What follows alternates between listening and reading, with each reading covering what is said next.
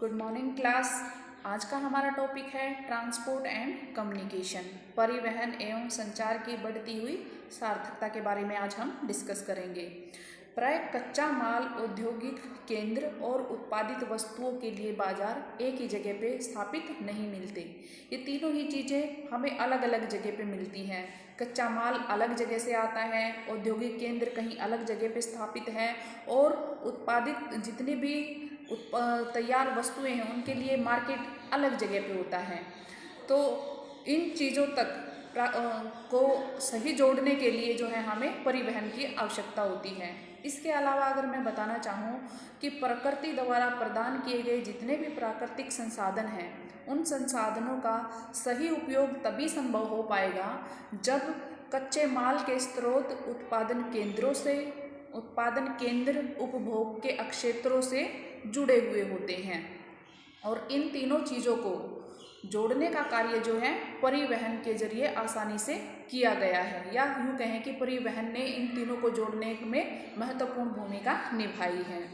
अब हम बात करते हैं कि प्रत्येक प्रदेश के अंदर या प्रत्येक देश के अंदर अलग अलग प्रकार की आदर्श दशाएं पाई जाती हैं और उन्हीं आदर्श दशाओं के अनुसार वहाँ पर वस्तुओं का उत्पादन और विनिर्माण किया जाता रहा है। और इन वस्तुओं के लिए या इन वस्तुओं के व्यापार के लिए जो परिवहन है वो लिंक और वाहक दोनों ही चीज़ें हमें उपलब्ध कराने का कार्य करता है। हम देखते हैं कि आज के टाइम में परिवहन और दक्ष संचार प्रणाली ने किस प्रकार हमारे जीवन स्तर को ऊंचा उठाने में महत्वपूर्ण भूमिका निभाई है। परिवहन और संचार का सक्षम जाल कौशल के स्थानांतरण द्वारा सामाजिक और सांस्कृतिक उन्नति को भी प्रभावित करता है। अब हम देखें कि देश की विविधता को एकीकृत करने में या विभिन्न प्रदेशों को एक दूसरे से जोड़ने में या एक देश को दूसरे देश से जोड़ने में परिवहन प्रणाली ने और दक्ष संचार प्रणाली ने महत्वपूर्ण भूमिका निभाई है। एक देश को दूसरे देश से जोड़ने के लिए जो है हम इन प्रणालियों को महत्वपूर्ण मानते हैं। और अगर हम बात करें प्रारंभिक अवस्था की, तो प्रारंभिक अवस्था में परिवहन और संचार के साधन एक ही होते थे। ठीक है, हमारे पास कोई टेक्निकल कोई ऐसी चीज़ नहीं थी कि उसके द्वारा हम आसानी से अपने संदेश को या अपने सामान को एक स्थान से दूसरे स्थान पर भेज सकें। दोनों ही एक ही चीज़ माना जाता था कि व्यक्ति को स्वयं जाकर वहाँ पे संदेश दे के आना पड़ेगा। लेकिन अगर हम आज के टाइम की बात करें तो आज हम घर बैठे अपने संदेश को आसानी से भेज सकते हैं। अपने मोबाइल फ़ोन के ज़रिए भेज सकते हैं, टेलीफोन के ज़रिए भेज सकते हैं, हम घर बैठे मेल कर सकते हैं या ईमेल उसको भेज सकते हैं। तो कितनी जल्दी से हम अपना कोई भी मैसेज जो है अपने किसी भी दुरुस्त बैठे हुए इंसान तक पहुंचा सकते हैं। अब यहाँ पे हम सबसे पहले बात करते हैं कि what is the meaning of transport. Transport का अर्थ क्या है? तो अगर सीधे और सरल शब्दों में मैं कहूँ तो आप ऐसे कह सकते हो कि व्यक्तियों और वस्तुओं को एक स्थान से दूसरे स्थान पर लाने और ले जाने का जो कार्य किया जाता है उसको हम परिवहन कहते हैं, या एक स्थान से दूसरे स्थान पर वस्तुओं और सेवाओं को लाने और ले जाने की जो व्यवस्था है उसको हम परिवहन कहते हैं। परिवहन का कार्य मनुष्य और पशुओं द्वारा बोझा ढोकर तथा विभिन्न प्रकार के यंत्रों, गाड़ियों एवं संगठनों के माध्यम से शुरू से ही किया जाता रहा है। इस प्रकार परिवहन समाज की आधारभूत आवश्यकताओं की संतुष्टि के लिए रचा गया एक सुसंगठित सेवा उद्योग माना गया है। अब यहाँ पे हम सबसे पहले बात करते हैं मोड्स ऑफ ट्रांसपोर्ट की या टाइप्स ऑफ ट्रांसपोर्ट की, कि कितने प्रकार की परिवहन सेवाओं का हम उपभोग कर रहे हैं। तो यहाँ पे मैं बताना चाहूँगी कि सबसे जो हम नॉर्मली जो हम इस्तेमाल करते हैं, यहाँ पे 4 प्रकार के मोड्स बताए गए हैं, जिनमें से सबसे पहला है हमारा सरफेस ट्रांसपोर्ट, सतल परिवहन, और इसके अलावा हमारा वाटर ट्रांसपोर्ट, जल परिवहन, और हमारा है एयर ट्रांसपोर्ट एंड पाइपलाइनिंग। तो ये 4 प्रमुख प्रकार की विधाएं यहाँ पे बताई गई हैं। इन चारों में से जो हमारा सबसे पहला है सरफेस ट्रांसपोर्ट, इसको भी हम बाइफरकेट करते हैं या 2 भागों में डिवाइड करके, या 2 प्रकार की सेवाएं जो है हम स्थल परिवहन पे देखते हैं। उसमें सबसे पहले है हमारा रोड परिवहन, सड़क परिवहन एंड सेकंड है हमारा रेल परिवहन। तो ये दो प्रकार के परिवहन की सेवाएं हम स्थल परिवहन से देख रहे हैं या इनकी सेवाएं ले रहे हैं। इसके साथ ही हम जल परिवहन को भी दो भागों में डिवाइड करते हैं या दो प्रकार से हम इनकी सेवाएं ले रहे हैं, जिसमें है अंतः समुद्रीय जलमार्ग, अंतः स्थलीय जलमार्ग और समुद्री जलमार्ग। तो अंतस्थलीय जो जलमार्ग है उसके अंदर हम देखते हैं जितनी भी हमारी नहरें हैं, नदियां हैं या झीलें हैं, उन सबको हम इनके अंदर शामिल करते हैं। और दूसरा हमारा समुद्री जलमार्ग।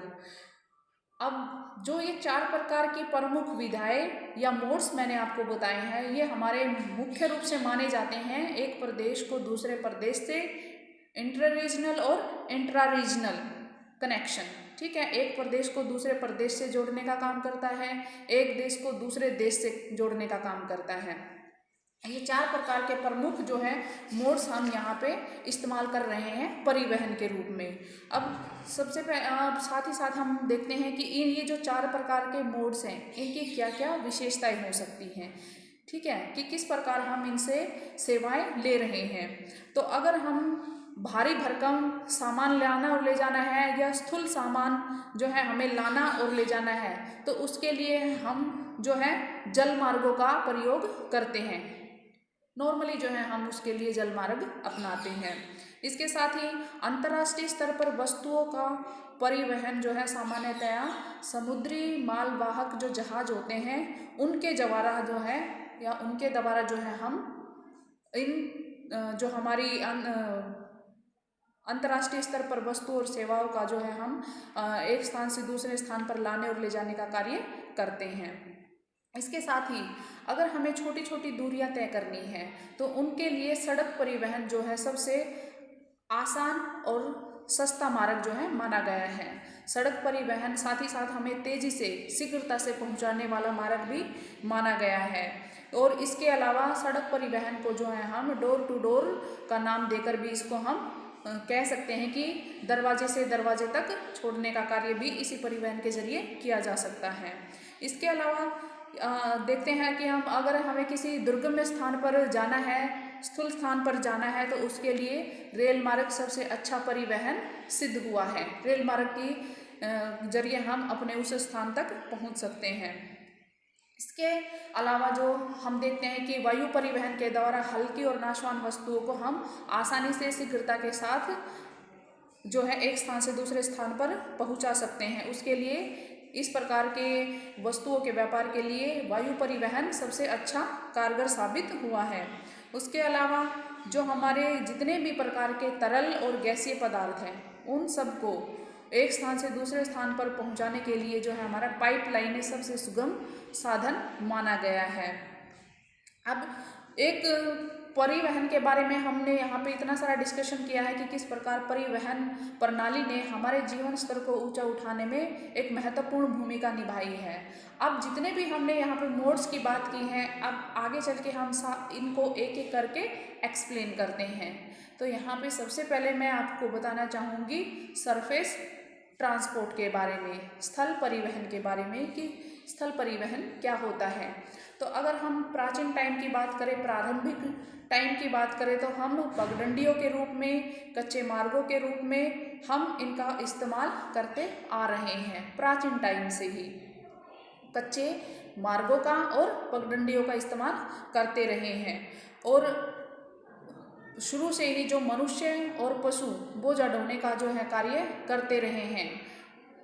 मनुष्य को जब ज्ञान नहीं था, पशु पालना जब तक उसने नहीं सीखा था, तब तक मनुष्य स्वयं अपना सामान जो है अपनी पीठ पे लाद के अपने सामान को एक स्थान से दूसरे स्थान पर लाने ले जाने का कार्य करता था।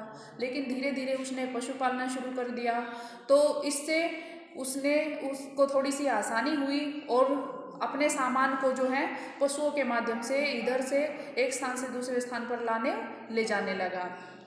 और जैसे ही परिवहन प्रणाली के अंदर जो है जो एक विकास का चरण जो है हम मानते हैं, वो मानते हैं कि जब से व्यक्ति ने, जब प्राचीन टाइम में मनुष्य ने सबसे पहले पहिए का आविष्कार किया, तो उस पहिए के आविष्कार ने जो है परिवहन प्रणाली में एक तीव्रता ला दी, एक तेजी, ठीक है, एक क्रांति लाई को माना।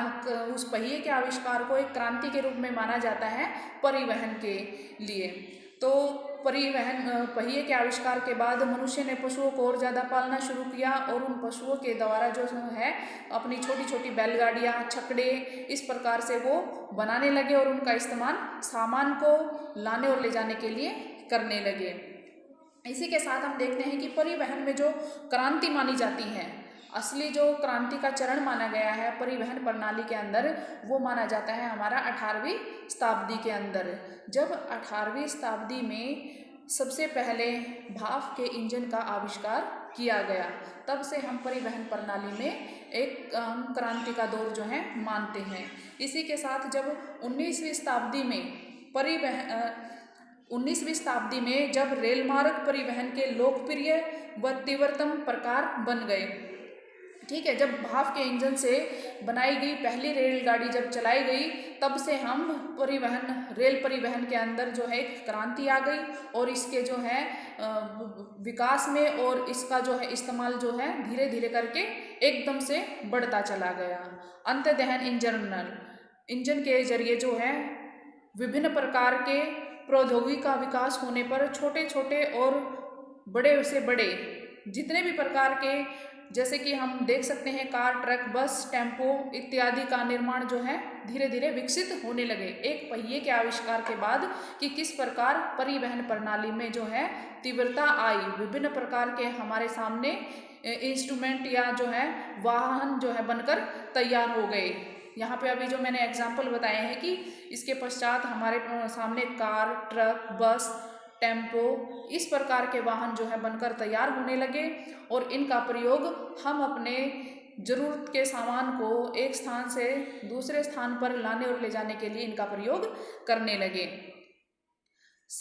इसके बाद हम बात करते हैं यहाँ पे परिवहन क्रांति के बावजूद बांग्लादेश, चीन व भारत कुछ सघन आबाद जिले जैसे कोलकाता में आज भी मानव कुलियों और मनुष्य द्वारा खींची जाने वाली गाड़ियों का जो है रेहड़ी और गाड़ियों का इस्तेमाल किया जाता है।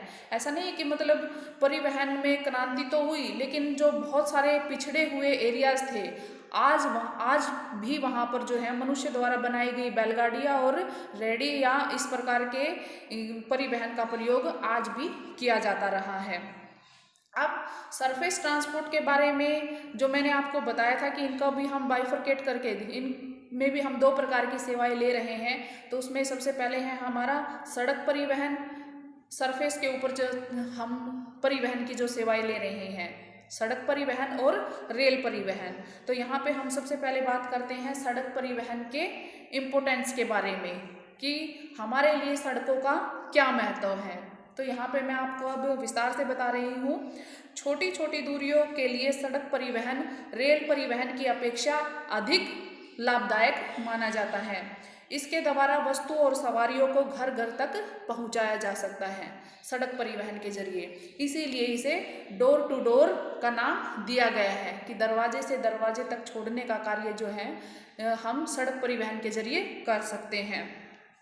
सड़क परिवहन रेल, जहाज तथा वायु परिवहन का पूरक माना गया है, क्योंकि रेल, जहाज और विमान केवल सीमित स्थानों पर ही माल को और सवारियों को उतार और चढ़ा सकते हैं, जबकि सड़क परिवहन के जरिए हम छोटे छोटे जगह पर कहीं पे भी कभी भी रोककर सवारी को उसमें चढ़ाया या उतारा जा सकता है। इसके अलावा दुर्गम क्षेत्र जहां परिवहन के अन्य साधन नहीं पहुंच सकते, वहां केवल सड़कें ही यातायात का मुख्य साधन मानी जाती हैं। बहुत सारे ऐसे एरियाज हैं, दुर्गम स्थान हैं, बीहड़ जंगल है या हिली एरियाज हैं जहाँ पे हम रेलवे लाइन या जो है एयरपोर्ट नहीं बना सकते, तो वहाँ पे हम छोटी छोटी सड़कों के माध्यम से वहाँ पे परिवहन की सुविधा बना सकते हैं और उन्हीं के जरिए जो है वहाँ पे यातायात किया जा सकता है। इसके अलावा कृषि और ग्रामीण विकास में सड़कों का योगदान जो है बहुत महत्वपूर्ण माना गया है, सर्वोपरि माना गया है। कृषि के अंदर, और ग्रामीण विकास जो हमारा ग्रामीण परिवेश है, क्योंकि गांव जो है हमारे बहुत, आज भी अगर हम देखते हैं तो बहुत सारे गांव हमारे पिछड़े हुए माने जाते हैं। बिल्कुल जो रूरल बैकवर्ड एरिया है हमारा, किसी प्रकार की कोई टेक्नोलॉजी वहाँ नहीं पहुँची है, कोई बहुत ज़्यादा विकसित संसाधन वहाँ पे नहीं है। तो इस रूरल परिवेश को उभारने में जो हमारा है, सड़कें जो है महत्वपूर्ण रोल अदा करती हैं। ये सड़कें जो हैं हमारे कृषि रूरल एरिया के अंदर मोस्टली जो है लोग कृषि पे डिपेंडेंट रहते हैं, और उनका जितनी भी फसलें उत्पादित की जाती हैं, उन फसलों को, उन तैयार फसलों को जो है मार्केट तक, मंडियों तक पहुंचाने के लिए ये जो छोटी छोटी पगडंडियाँ या सड़कें जो बनाई गई हैं उन्हीं का इस्तेमाल करते हैं। लेकिन आज अगर हम बात करें तो धीरे धीरे हमारे जो गांव हैं वो भी डेवलपमेंट की तरफ बढ़ रहे हैं, वहाँ पे भी जो है, और वो डेवलपमेंट किस प्रकार से हो रही है, क्योंकि वहाँ पे भी उन गांव को भी सड़कों के जरिए बड़े गांव से बड़े गांव को, शहरों से शहरों को बड़े शहरों से, और बड़े शहरों को नगरों से, नगरों को बड़े नगरों से या महानगरों से जोड़ने का कार्यक्रम जो है सड़क मार्ग के द्वारा ही आसानी से किया गया है, सुचारू रूप से किया जाता रहा है। इस सड़क परिवहन का जितना ज़्यादा विकास हुआ है, उसके साथ ही साथ हमारे जो है रूरल एरियाज़ में भी डेवलपमेंट हुई है, विकास हुआ है। हमारे गांव भी जो है, जहां पहुंचने के लिए हमें कोई साधन नहीं होता था, बहुत देर तक इंतज़ार करना पड़ता था, आज लगभग ऐसी कोशिश की जा रही है कि सभी गाँव को अच्छी कनेक्टिविटी दी जाए, रोड के साथ अच्छे से जोड़ा जाए, ताकि लोगों को आने और जाने में बहुत अधिक असुविधा का सामना न करना पड़े। आसानी से वो अपने एक स्थान से दूसरे स्थान पर अपने सामान को सही वक्त पर, अपनी उत्पादित तैयार फसलों को सही टाइम पर मंडियों तक पहुंचा सके। अपने कोई इमरजेंसी हो जाए तो आसानी से वो शहरों, गांव में इतनी हमें सुविधा नहीं मिलती।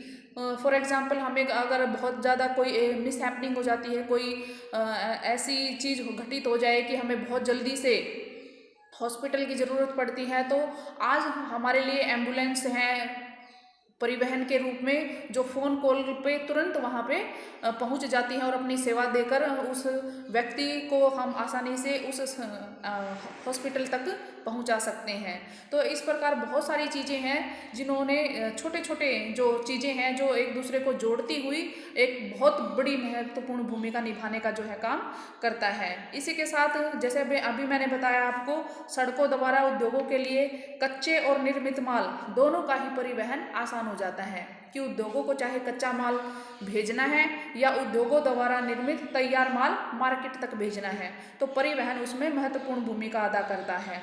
और सड़क परिवहन के जरिए हम अपने इस तैयार माल को आसानी से भेज सकते हैं। इसके अलावा शीघ्र नष्ट होने वाली जो वस्तुएं हैं, उनका गांव से शहरों तक परिवहन जो है सड़कों द्वारा ही आसान माना गया है। ये सारी चीज़ की सारे इम्पोर्टेंस है हमारी सड़क परिवहन की। इसके साथ ही हम देखते हैं कि सीमावर्ती दुर्गम क्षेत्रों में तैनात सेनाओं को रसद एवं युद्ध सामग्री पहुंचाने का एकमात्र कारगर साधन जो है सड़कें ही मानी जाती हैं। जो सीमा पर हमारे सैनिक तैनात होते हैं, वहाँ तक, उन तक जो हम सामान पहुंचाने का, रसद और युद्ध सामग्री पहुंचाने का जो कार्य है, वो सुचारू रूप से सड़क परिवहन के द्वारा ही किया जा सकता है। इसके अलावा कभी ऐसा हम देखते हैं कि कहीं किसी स्थान पर बाढ़ या सूखा, ऐसी स्थिति या कोई अन्य संकट उत्पन्न हो जाता है, तो उस संकट में फंसे हुए लोगों को बचाने के लिए सड़क परिवहन जो है सबसे अधिक सुविधाजनक माना गया है। या वहाँ पर पहुँचे हुए लोगों तक अन्य प्रकार की सामग्री पहुँचाने के लिए भी सड़क परिवहन अधिक उपयोगी माना जाता है, और संकट में फंसे हुए लोगों को भी बचाने के लिए या उनको वहाँ से निकालने के लिए ये सड़क परिवहन जो है अधिक उपयोगी माना गया है। जैसा कि अभी मैंने आपको पहले भी बताया था कि गांव को नगरों से जोड़कर सड़कें जो हैं वंचित रहे ग्रामीण समुदाय को उभारने में या शिक्षा तक पहुंचाने में, शिक्षा की जो बड़ी बड़ी सुविधाएं हमारे गांव की बजाय शहरों में ज़्यादा उपलब्ध हैं, तो वहां तक गांव के लोगों को पहुंचाने के लिए जो है परिवहन ने एक महत्वपूर्ण भूमिका निभाई है। सड़क यात्रा द्वारा जो है हम कोई भी सामान या वस्तु या व्यक्ति को आसानी से एक स्थान से दूसरे स्थान पर पहुंचा सकते हैं, क्योंकि ये अधिक लोचदार माना जाता है, फ्लेक्सिबल माना जाता है। क्यों माना जाता है कि कोई भी सवारी कहीं से भी चढ़ाई जा सकती है और कहीं पे भी उतारी जा सकती है सड़क परिवहन के जरिए, जबकि हम रेल मार्ग, वायुयान या पाइपलाइनों के जरिए ऐसा कोई भी कार्य नहीं कर सकते कि जगह जगह पे हम उसको स्टॉप करें या उतार दिया जाए या उसमें कोई भी सामान रख लिया जाए या वह सवारी को चढ़ा लिया जाए। ठीक है, तो ये सारी की सारी चीज़ें जो अभी मैंने आपको बताई हैं, ये है हमारी सड़क परिवहन की विशेषताएं, उसकी इम्पोर्टेंस कि किस प्रकार हमारे जीवन में ये महत्वपूर्ण है। अब हम बात करते हैं सड़कें और भौगोलिक दशाएं। सड़कें और उनकी जितनी भी प्रकार की भौगोलिक दशाएं वहाँ पे पाई जाती हैं, उनके बारे में हम यहाँ पे थोड़ा सा अध्ययन करते हैं। तो सड़कें कच्ची भी होती हैं और पक्की भी होती हैं। कच्ची सड़कों को बनाना आसान होता है, सस्ता होता है और इनके रख रखाव में भी हमें अधिक वहन करने की आवश्यकता नहीं होती, लेकिन इनका प्रयोग सभी रीतियों में हम नहीं कर सकते। जैसे कि हम देखते हैं कि भाई विभिन्न प्रकार के गांव में जो है हम कच्ची सड़कें देखते हैं। कच्ची सड़कों को बनाना कोई मुश्किल नहीं है, कोई इन पे ज़्यादा हमें खर्च करने की ज़रूरत नहीं है, इनके रख रखाव को, इनकी मेंटेनेंस पे हमें इतना ज़्यादा खर्च नहीं करना पड़ता। लेकिन क्या होता है कि हम इन कच्चे मार्गों का प्रयोग, इन कच्ची सड़कों का प्रयोग हर ऋतु के अंदर नहीं कर सकते। फॉर एग्जाम्पल, वर्षा ऋतु में हमारे जो कच्चे रास्ते हैं वो सारे कीचड़ भरे, दलदल भरे हो सकते हैं और हमारा कोई भी वाहन उसमें फंस सकता है और हमें अपने स्थान, गंतव्य स्थल पर पहुंचने में देरी हो सकती है या बहुत ज़्यादा देरी हो सकती है। तो अत्यधिक इसी प्रकार से हम देखते हैं कि कच्ची जो सड़कें होती हैं, भारी भरकम वर्षा और बाढ़ की स्थिति के कारण जो है वो मार्ग अवरुद्ध हो जाते हैं। तो ऐसे हालातों में इसके साथ ही हम देखते हैं, ऐसे हालातों में रेल परिवहन जो है सेवाएं बेहतर और विकल्प हमारे टूट जाते हैं कि जितने भी हमारे रेल परिवहन हैं या सड़कें हैं, कच्ची सड़कें हैं, वे अवरुद्ध हो जाते हैं। जहाँ पे बाढ़ की स्थिति बन जाए या भारी भरकम वर्षा हो रही है तो हमारे ये सारे के सारे रास्ते अवरुद्ध हो जाते हैं, क्योंकि रेल मार्गों की दोनों ओर मिट्टी और पत्थरों का ऊंचा भराव पाया जाता है और रेल परिवहन सेवाओं का रख रखाव और सक्षम परिवहन, जो कि भारी इन चीज़ों को के रख रखाव और मेंटेनेंस पर बहुत अधिक खर्च करना पड़ता है। तो अगर हम जहाँ पे बात करते हैं हमारे सरफेस ट्रांसपोर्ट के अंदर सड़क और रेल परिवहन की, तो उनमें से भी कि किस प्रकार कौन सी ज़्यादा अधिक लाभदायक होती हैं मनुष्य को या सामान को एक स्थान से दूसरे स्थान पर लाने और ले जाने के लिए। ठीक है, तो बहुत सारी चीज़ें मैटर करती हैं यहाँ पे कि हम किस प्रकार के परिवहन का प्रयोग कर रहे हैं और उनके लिए हमें किस प्रकार की भौगोलिक दशाएं होनी चाहिए। तो उसके अकॉर्डिंग जो है अब आज के टाइम में जैसे छोटे छोटे गांव के अंदर जहाँ कच्ची सड़कें होती थी, आज उनको भी पक्की सड़कों के द्वारा दूसरे गाँव से, बड़े शहरों से उनको जोड़ा गया है, ताकि उन तक भी वो सारी सुविधाएं, वो सारी फैसिलिटीज़ सही टाइम पर पहुंच सके या गांव के बच्चे भी पढ़ लिख कर एक अच्छा जीवन अपना सके। इसी के साथ हम बात करते हैं इनकी गुणवत्ता में अंतर की, कि पुराने टाइम की जो सड़कें थी और आज की आधुनिक टाइम की जो सड़कें हैं उनकी गुणवत्ता में क्या क्या अंतर हो सकता है। तो आधुनिक सड़कों के निर्माण और रख रखाव पर भारी खर्च और भारी तकनीकी ज्ञान की आवश्यकता होती है। जैसे कि हमने अभी बात की थी कि जो हमारी प्राचीन टाइम की सड़कें होती थी वो कच्ची होती थी, सस्ती होती थी वो बनाना, उनके रख रखाव और उनके मेंटेनेंस पर कोई अधिक खर्च नहीं होता था। लेकिन अगर हम आधुनिक सड़कों की बात करें तो उनके मेंटेनेंस, उनके रख रखाव पर हमें बहुत अधिक खर्च करना पड़ता है। उनके लिए हमें अधिक विकसित टेक्नोलॉजी की आवश्यकता होती है। तो अब ये जो टेक्नोलॉजी है, जो गुणवत्ता में अंतर की बात करते हैं, इसको भी हम देख सकते हैं कि विकसित और विकासशील देशों की जो सड़कें हैं उनकी गुणवत्ता में भी बहुत भारी डिफरेंस देखने को मिलता है। जो विकसित देश होंगे उनकी सड़कें बहुत ही शानदार टाइप की होंगी, बहुत ही सुचारू रूप से विकसित हमें मिलेंगी, जबकि हमारे विकासशील देशों की सड़कों की गुणवत्ता इतनी अच्छी नहीं मिलेगी। इसके साथ ही हम बात करते हैं कि इनसे यातायात का जो तीव्रगामी संचलन संभव होता है आज अच्छी सड़कों पर भारी बोझ ढोने वाले बड़े आकार के शक्तिशाली जो हैं लॉरियां आम दिखाई देती हैं। बड़ी बड़ी गाड़ियां हमें दिखाई देती हैं ना बोझ ढोने वाली सड़कों पर। तो इस प्रकार से हम इनकी गुणवत्ता में ऐसे अंतर देख सकते हैं। इसी के साथ हम आगे इसी चीज़ को बढ़ाते हुए बात करते हैं कि सड़कों का जो विश्व वितरण है उसके अंदर एक बहुत बड़ी असमानता पाई जाती है। विश्व में सड़क तंत्र का विकास भली प्रकार से विकसित नहीं हो पाया है। तो सड़कों का जितना भी विकास हुआ है उनमें प्रादेशिक, राष्ट्रीय और अंतर्राष्ट्रीय और महाद्वीपीय स्तर पर जो है असमानता देखने को मिलती है, बहुत बड़े स्तर पर।